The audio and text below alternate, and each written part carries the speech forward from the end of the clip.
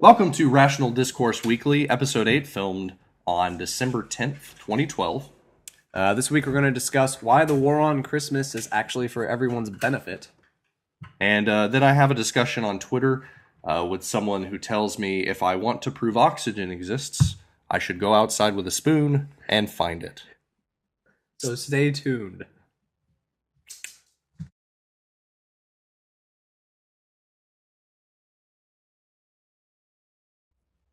All right, so this week I know you have an article out titled "'Tis the Season," where you basically talk about the holiday seasons and how it relates to not only atheism, but some of the topics that I guess have been making a lot of news recently, like the certain atheist organizations forcing cities to remove like public nativity displays and stuff like that. And obviously, anytime we have topics like these in the news, we like to cover them from our point of view, but also how they relate to atheism or why we care at all, that sort of thing. I mean, the article focuses on the importance of the separation of church and state, but it is actually from a sympathetic slant because I totally am into Christmas. Love it. My second favorite holiday. Halloween wins. Sorry. Which probably just proves to a lot of people that I am inherently evil, but you know what? That's okay. I will deal with it. But no, I mean, the point of the article is just to point out that it's not that we're attacking necessarily the institution of Christmas or the holiday season or any of those things. I think it's typically done in support of a higher cause, which is, for me, the separation of church and state and the idea that in publicly funded land, you should not have religious displays. Fairly cut and dry. I mean, it's the same debate that happened with the Ten Commandments. Like, I don't think taxpayer dollars, or even, if it comes out of a particular congressman's, if they pay for it at all, I don't think it should be publicly displayed in a courthouse. Well, even if it's something, let's say, that's donated. So a church donates a nativity scene to a little town hall, and they're going to put it on the front lawn. I still think that's inappropriate. And the reason I think it's inappropriate is not because necessarily having the religious symbols on public ground is the problem. The issue is, if you are going to do it, you kind of have to allow everyone, which I think is going to lead to further strife. And so the only easy solution is to disallow all. Yeah. Because I'm pretty certain people would be in an uproar if there was some Islamic iconography or anything like that out there. People would be like, what's going on here? Or if there was, a copy of the Quran sitting there at the center of town hall. I mean, like the local courthouse when you walk in. Yeah, I don't think that would fly. Yeah, I think people would very much then be willing to invoke it. And I think it's kind of like, well, since this is something that is likely to happen anytime any group feels infringed, then why not just make a blanket statement that says no one can do it?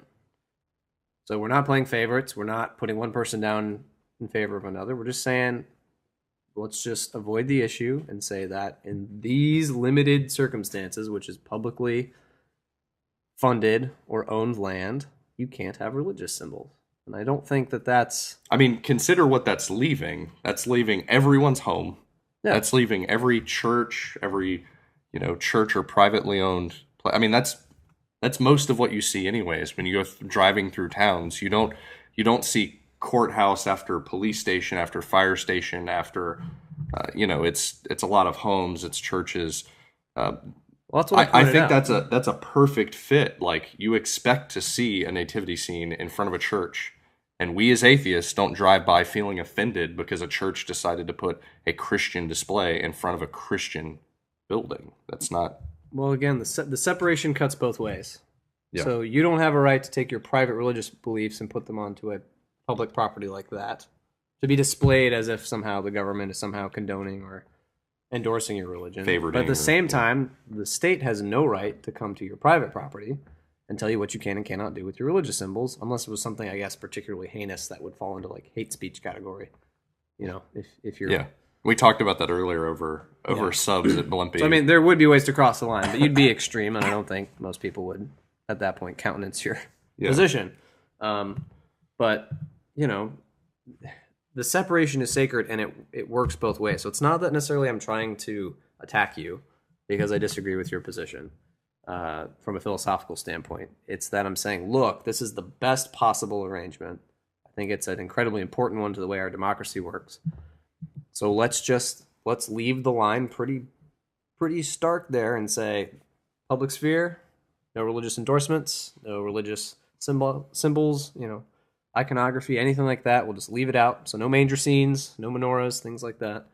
But at the same time, I will never once walk onto your privately held land and say, you can't have that crucifix in front of your church. The state has decided that you cannot do that. And I think that's a beautiful protection. Well, and I think I definitely agree with you that that's the better way of doing it. I probably mentioned it on an earlier podcast. I can't remember, but there was a Iraq or Afghanistan or both, a war memorial to some of the veterans, and there was a large series of flags that were always being flown. Just the current American flag and the flag for the different branches of the military. But there was one flag that was left open, and during the original erection of the monument, it was for the Christian flag, which, to be honest, up until that time, I didn't even know existed. But I was unaware they had actually gotten together on anything long enough to have a unified symbol outside of a generic cross. For all of Christianity. But they had a flag displayed, and some atheists, some Muslims, in that city, specifically didn't like it. They complained to the city. The mayor and the city council decided to do a lottery system. Yep. And basically, if you were picked, you got a day or a week out of the year, and then whatever your chosen flag was, that's the flag that was flown over that week. What ended up happening is so many people, didn't want to offend other people, or they didn't want to cause a roar. They just didn't fly flags. So half of the year, the reason I'm bringing that up is that's a complex, just kind of a mess of a situation where they could have just said, we won't fly a flag on that flagpole, or it'll just be an American flag or some other random flag that'll come up, or maybe they could come together on a flag for equality, maybe showing all the different signs. But they decided to come up with some complex system, and it doesn't work very well. That's all I'm saying. Well, and it's so hard to find any sort of consensus, even between, okay, you go with Christians, which sect? Because there are different things that are important depending on a particular sect. So, some, like the Virgin Mary, is not something that's terribly important to Protestantism, basically as a blanket statement, yet it's very important to Catholicism. So I could easily see Protestants getting in an uproar about Catholics wanting like a Virgin Mary statue or something like that. Do you want Shiite or Sunni Muslim? I don't know if it's hard with Islam, since you're not allowed any pictures. Calligraphy? I don't know. I would somehow endorse one view over the other. But the point is, it's just so hard. It's so hard to even find common ground within the groups. You would think even they would say there's only going to cause infighting, especially when you're talking about a group of people who are generally saying that they have the fast track to a particular truth that is basically by definition mutually exclusive from your version of the truth. Yeah. And so you would think that the common way to avoid that sort of potential conflict is simply to say, let's just leave this out. Leave this out of the debate by not putting it out there to be debated about. Yeah. So, and just leave it to your homes. Going to an earlier point, Michael and I, and several of the friends that we have, we all celebrate Christmas. For us, it has nothing to do. It's not a religious celebration with us. It's more about family and friends and good food, and there's something about tradition. There's something about this time of the year being cold. We live in Georgia, so it's only so cold, but cold this year. You want to huddle up inside your house over a fire and eat comfort food and just hang out, and that's exactly what Christmas is to us. It's something we love. So, well, and again, to me, Christmas was defined as a child by the story of Christmas with no religious connotations, but I knew about the birth of Jesus, and the star shining bright, and the three wise men coming to pay tribute, and it set a beautiful backdrop, but then it was also about Santa and Frosty, and it was just like a whole event, kind of like your birthday. I mean, when you think about what it actually means, it's not that big a deal. You just haven't died yet. But there's not to say that having the celebration isn't still meaningful, even if the particular event is meaningless, maybe to you. But, I obviously don't put much stock in the birth of Jesus or anything like that. But it doesn't mean that I can't find the celebration around it meaningful for other reasons. Yeah. I'm with family. It's a caring time. There's a nice awesome. Feel in the air, basically. I love Christmas morning. It's like one of 2 times a year where everything's quiet.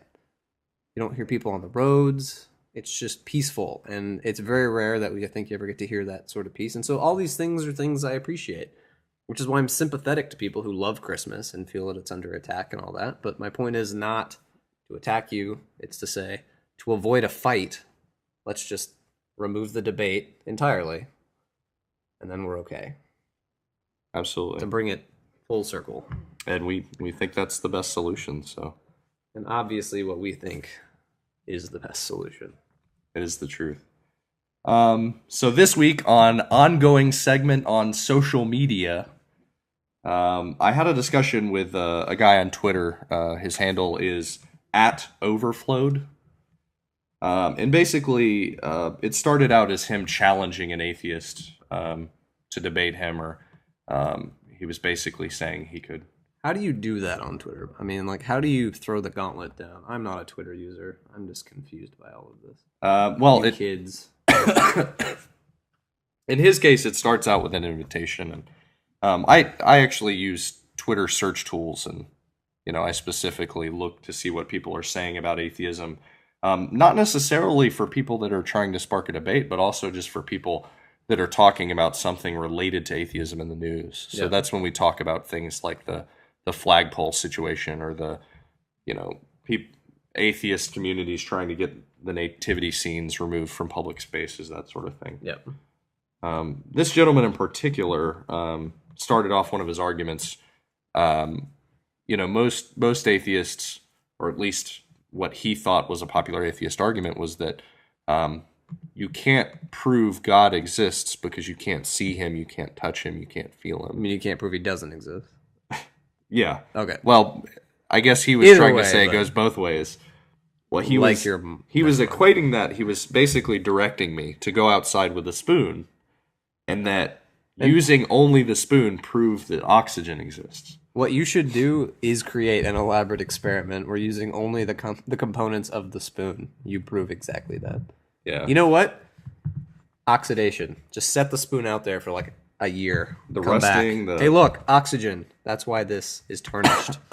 Enjoy. Well, and I thought it was interesting. It's kind of a bad analogy or comparison, partially because the study behind oxygen, it's not still out there. They're not still hunting down the origin of oxygen, or like if it exists in our air. That's kind of a known thing. Here, I got a better way to prove oxygen. Lock yourself in an airtight room for an extended period of time, and then come back to me and tell me if oxygen exists. Because I guarantee you'll know when it runs out. Yeah. That locked box had none, and you proved it. There you go. And then that sort of branched. It was a long back and forth conversation. He was very confusing at first. He was basically quoting what I was saying, and then he would say like "LOL, okay" or something. So he was only sort of engaged. Yeah, but then he'd bring up random, and this is part of the reason why I brought him up. But he was asking me, "Do you believe that the laws of nature exist?" And I was like, to my not, like, I understand the laws of nature as such. And he was like, well, where did they come from? Or the particular way he worded is, how were they created, or how did they come about? And I know you and I have talked about before, using the term created is kind of a loaded question, because it's assuming a creator, which is what they try to lead you into. The word is loaded, yes. Because as Stephen pointed out in an excellent essay, meaning of words and usage of words contextually Yeah. are very important and can be very nuanced, and you should really try and be as neutral as possible in a debate like this and not sneak things in like creation. Because if I admit to creation implicitly, I've sort of automatically given up some ground in the debate to you. Yeah. Which, well, not the best way to start. Well, and this is one thing I wanted to bring up to kind of give you an idea for you, because this is still stuff I'm learning about. So for now, we can't really assume that the laws of nature had a starting point.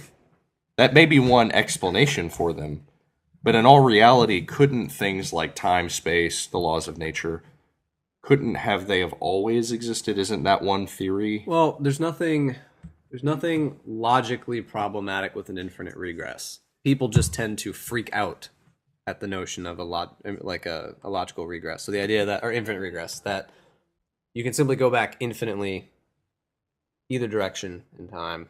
Although, again, to talk about time outside of the context of the universe, of which time is a central component, it's problematic. Point is, let's say that there was an infinite number of things, and they always created each other in sequence. Infinite number of universes. Yeah. Yeah. Well, then, that does solve the problem. Yeah. Now, there's still the question of why is there something rather than nothing, which I think is the ultimate question that most of these are trying to get at. And God is a convenient answer. I just happen to think it's a poor answer, because then you just sort of push the regress back one step and go, well, why God? But that's a whole nother topic for a whole nother day. But it's good to know, and these are the kind of things you have to talk about. But that's one of the. It seems to be a common, at least from my discussions with people like this on Twitter. It seems to be a common despair point that they assert that the universe, for some reason, had to have a beginning, and because it had a beginning, they say logically that it had to have had a creator, because only a creator could have started something. But as you mentioned earlier, that it's nipped in the bud very quickly. Yeah. But that is a very nuanced argument, because again, causality within the universe is different from necessarily causality of the universe. Because if time is a structural component of the universe, then in theory, if you're outside of the universe, there is no time. Like there was no before the Big Bang, because time was created along with space. They're one and the same, basically, or at least they're integrally involved under our current understanding. And so there is no before, because time came out of the Big Bang. It was integral to the entire event. So, I mean, when you start playing with physics, though, of course, now you're hinging your argument on our current understanding of our own creation story. Yeah. So it seems very complex. That's potentially dangerous. But, I mean, the point is, it's a very simplified way to be like, well, why is there a universe? Okay, God. But then there's so many problems when you actually examine the different premises people are coming from. You can't do it quickly. It's not a Twitter argument, you know what I mean? Yeah. So this is a very big argument that's out there. It's discussed a whole lot. But honestly, I think the most interesting discussions you're going to get out of it are from like Stephen Hawking and Brian Greene, and I don't know is it Michio or Mikio?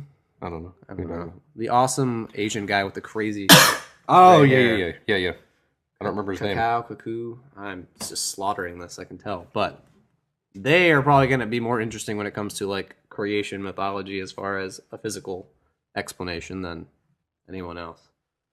Yes. This guy with the crazy awesome hair. He's got a great voice too. Like I love to hear him talk. He's just awesome. All these guys are super psyched about what they're talking about too. Yeah. You know who never sounds upset, like unhappy to talk to you? Neil deGrasse Tyson. That guy could be talking about cheese, and I'd be thrilled because he is obviously so enthused by cheese. Anytime he's talking about the size of the universe and like just the number of stars, and it's like Christmas for him every day.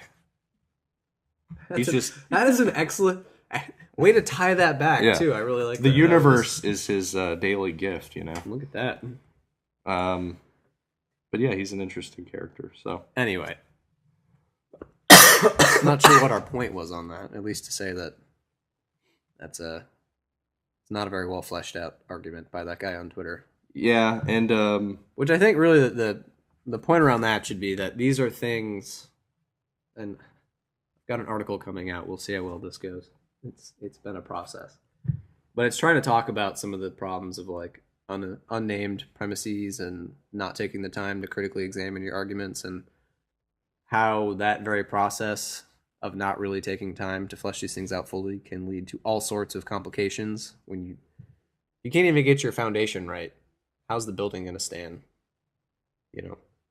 upright and securely and not fall over at the slightest gust of the philosophical wind?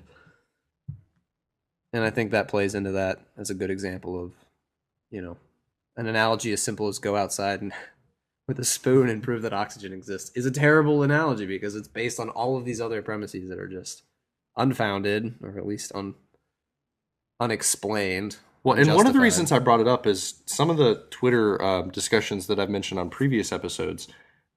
It seems like some religious, I'm not going to say most, because that's not been my experience in the wild, as I'll put it. You haven't tested like 2 billion people to try and... But there seems to be a general distrust with science. And I think because for some, they feel that science is what directly threatens their religious beliefs.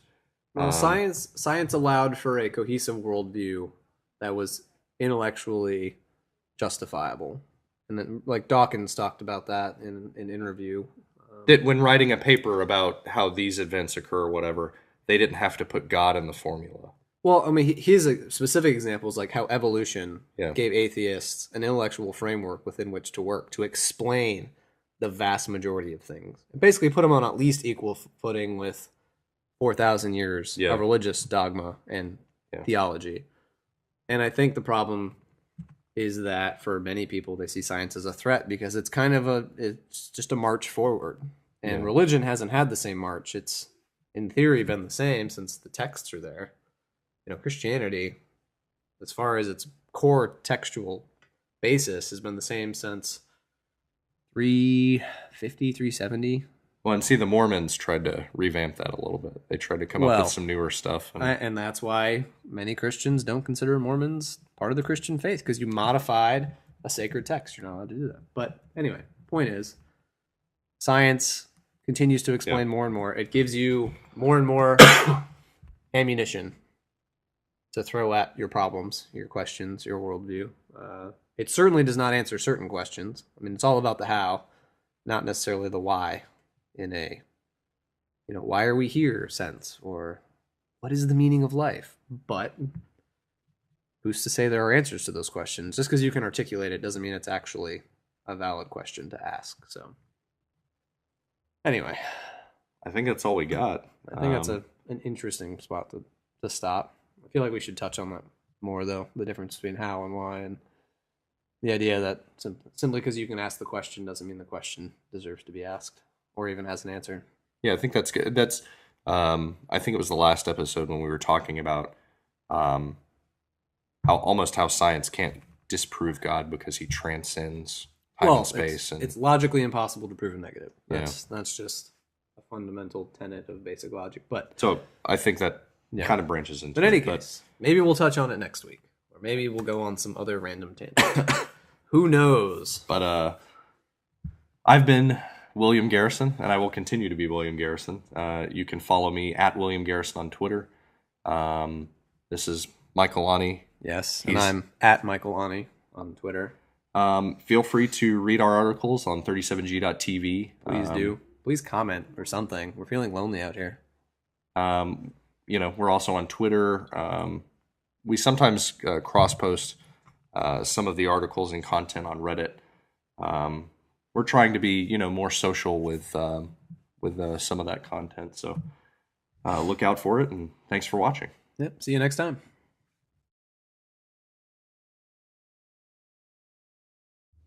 Steven, I linked to your article on... You spelled atheism wrong. Oh, no. He spelled atheism wrong. I noticed that in one of my